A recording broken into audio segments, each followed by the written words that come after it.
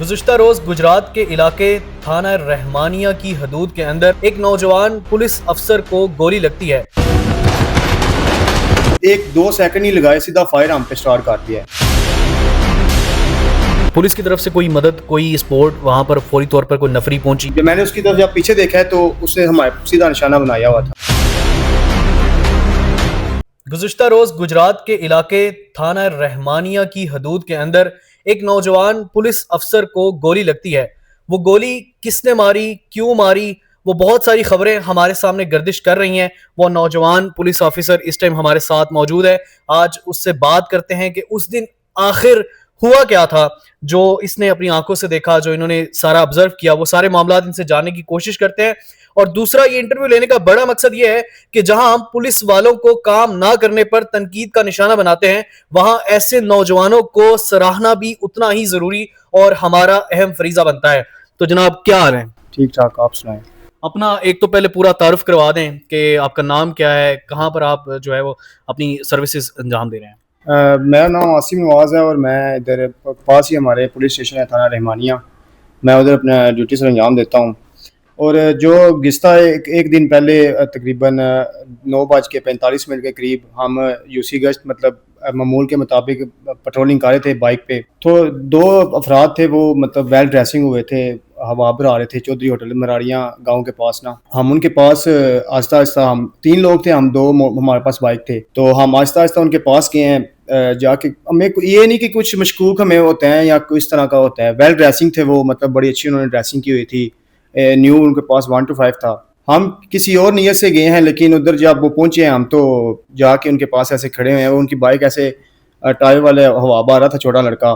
हम उनके पास जैसे ही खड़े हुए हैं तो उन्होंने हम ऐसे ही देखा पीछे पुलिस। मैंने उनको जाके पहले पूछा कि किधर खड़े हैं आप, क्यों इधर खड़े हैं?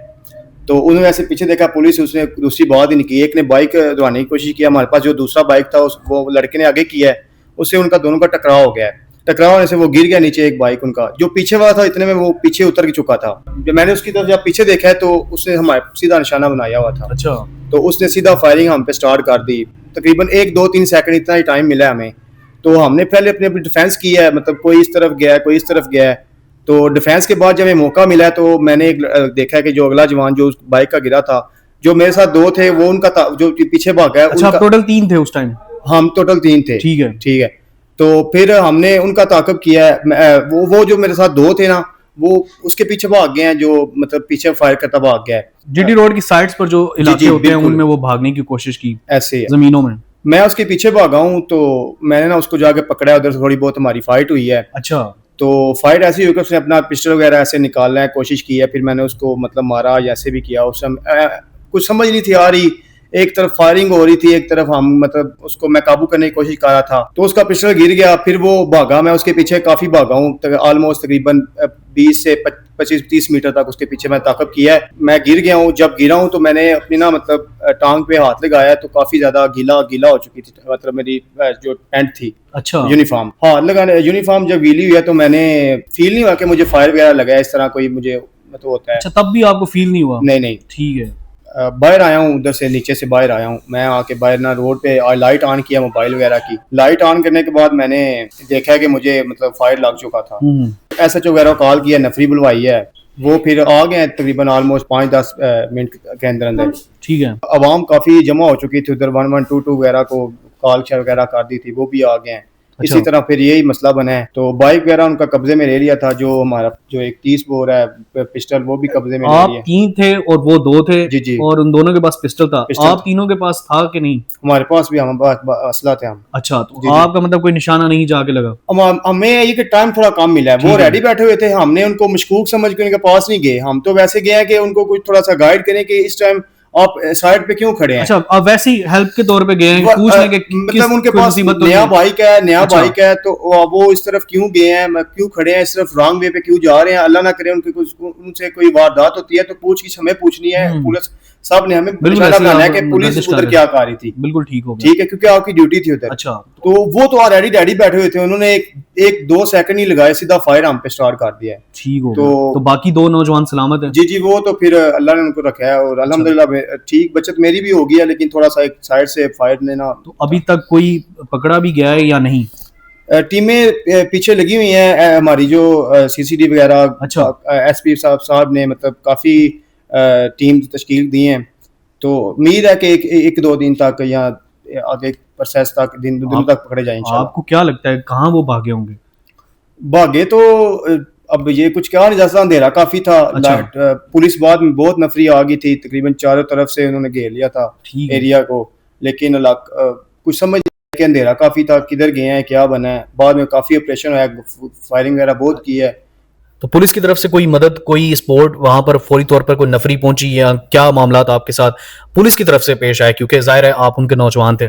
जी जी, पुलिस जो डिपार्टमेंट है उसने काफ़ी साथ दिया है मेरा। खास तौर पे मैं अपना बात करूं तो मैं होश में ही था और आगे पीछे देख रहा था, तो पुलिस ही थी जिधर मतलब उन्होंने जो भी हो सका उनसे उन्होंने किया है।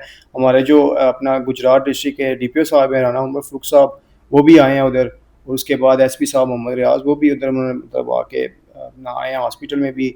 उसके बाद उन्होंने मुझे हौसला भी दिया है कि कुछ नहीं होता, जुबानों को लगती रहती हैं। तो बाकी इंशाल्लाह टीमें तश्कील दी गई हुई हैं इनके पीछे, चोरों के पीछे। जल्द अज जल्द इंशाल्लाह मुझे उम्मीद है कि विद इन 1 वीक पकड़े जाएंगे इंशाल्लाह। मैं आवाम को यही कहूँगा कि अपनी प्रोटेक्शन आप खुद करें और पुलिस का साथ दें। पुलिस को निशाना ना बनाए, पुलिस आपकी तहफ़्फ़ुज़ के लिए रोडों पे खड़ी है, पुलिस का साथ दें। अगर हम किसी की तलाशी लेते हैं तो हम आपकी तहफ़्फ़ुज़ के लिए ले रहे हैं। मैं बस यही कहना चाहता हूँ। चलें जी, बेहतर हो गया। ये हमारे साथ आसिम नवाज थे, जिनको पिछले दिनों में टांग पे फायर लगा और अल्लाह ताला ने बड़ा बचाया इनको। और इनकी गुफ्तगू से जो यहाँ पर हासिल होती चीज़ वो ये है कि चोर डकैत हमेशा शक्ल या कपड़ों से नहीं पहचाने जाते। इनके मुताबिक उनके पास एक नया होंडा था और उसके बाद वो वेल ड्रेस थे, तैयार थे बाकायदा, और इनको भी वो मशकूक नहीं लगे। इनको भी लगा कि कोई आम लोग हैं, कोई पढ़े लिखे लोग हैं, उनके पास जाके पूछते हैं अगर उनको कोई मदद की जरूरत है। लेकिन वो निकले क्या, चोर डकैत। आप लोग एहतियात कीजिए, कभी भी किसी के कपड़ों से मुतासिर होकर ये ना समझें कि वो कोई अच्छा शख्स हो सकता है। रात के वक्त अपनी हिफाजत आपने खुद करनी है, पंजाब पुलिस का साथ दें। और रात को वैसे सफ़र जीटी रोड पर पहले तो बड़ा आसान समझा जाता था, अब जिस तरह के वकूए होना शुरू हो गए हैं, आए रोज कोई ना कोई डकैती, कोई ना कोई चोरी होती है, तो उसके लिए कोई आम आवाम क्या एहतियाती तदाबीर इख्तियार करें? देखिए, पहली तो बात है कि आप जो छोटे लड़के हैं, खास तौर पे जो अंडर 18 हैं, जिनको थोड़ी बहुत समझ नहीं है, मतलब ज़्यादा आज देखे जाए तो छोटे लोगों को, लड़कों को वो निशाना बना रहे हैं आजकल। अच्छा। वो रात को ना निकलें। पहली बात मैं ये कहूँगा कि 9-10 बजे के बाद वो रात को ना निकलें। बिल्कुल ठीक हो गया। और दूसरी बात ये कि अगर कहीं किसी को मजबूरी के तौर पे जाना पड़ता है तो वो कोई अपनी प्रोटेक्शन के साथ या कोई 2-3 दोस्त साथ लेके जाए। मतलब हालात ऐसे हो गए ना, कुछ कहा नहीं जा सकता। कि जैसे मैं आपको पहले बताया कि वो वेल ड्रेस्ड होकर बैठे हुए थे, हमें बिल्कुल मशकूक लगा ही नहीं। बिल्कुल ठीक हो गया। ठीक है, तो ऐसी बात होती है कि वो उनका तरीका वारदात आजकल हो चुका है। पहले हम देखते थे चोर बिलीव करें कि कोई ऐसे किसी के चेहरे पे ऐसे बाल इस तरफ जा रहे हैं, दाढ़ी इस तरफ जा रही है, कपड़े उन्होंने पुराने पहने हुए हैं, तो फिर वो मशकूक थोड़ा सा लगता है। ठीक हो गया। तो अभी वो तरीका वारदात उन्होंने और बना लिया हुआ है, मतलब वेल ड्रेस होके वैसे रोकते हैं, रास्ते पूछने के मतलब चक्कर में रोकते हैं आवाम से कि ये जी फलां गांव का रास्ता किधर जा रहा है, तो वो तरीका वारदात कर जाते हैं। ऐसे ही होता है। और जो मैं खवातीन को यही पैगाम देना चाहता हूँ कि आप जो जेवरात वगैरह पहन के बाहर निकलती हैं, उनकी भी थोड़ी एहतियात करें। ये आपके लिए अच्छा है कि रात को जब निकलती है तो जेवरात का कम इस्तेमाल किया करें। मैं बस इतना ही कहना चाहता हूँ सलमान भाई। बिल्कुल ठीक हो गया जी। आसिम नवाज जैसे हज़ारों नौजवान, हज़ारों पुलिस वाले जो हैं वो हमारे लिए बाहर ड्यूटी सर अंजाम दे रहे होते हैं, हमारे लिए गश्त कर रहे होते हैं, तो इनके साथ पूरा कॉपरेट किया करें। और कोई भी आपसे अनजान शख्स बेशक एड्रेस ही क्यों ना पूछे, किसी घर का, किसी मोहल्ले का, किसी जगह का पता ही क्यों ना पूछे, आप उसके करीब जाने से इज्तनाब करें, क्योंकि आपके पास कोई ऐसे इख्तियारात नहीं कि वो आपको अपनी गाड़ी के अंदर ले जाए या फिर आपको आपको कुछ भी वो नुकसान पहुंचा सकता है। देखते रहे ब्रेकिंग पॉइंट न्यूज़। मुझे कहते हैं उस्मान, अल्लाह निगहबान।